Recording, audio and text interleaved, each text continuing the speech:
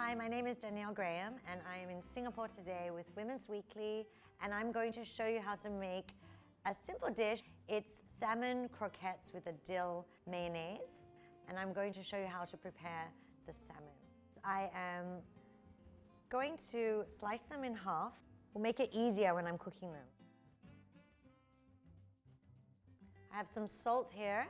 I am going to just sprinkle some of it on the skin of the salmon, and this will ensure when it's frying, it will give it a nice crispy skin. So we need to make sure that our pan is nice and hot. We want the salmons, when they go in, skin side down. Oh, that's the sizzle. That's the sound we want to hear.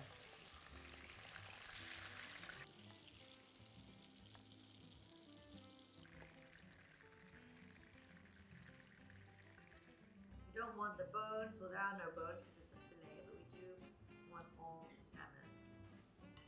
And then just flaking it, all the meat, flaking it so that when you make your croquettes, you know, with the mash,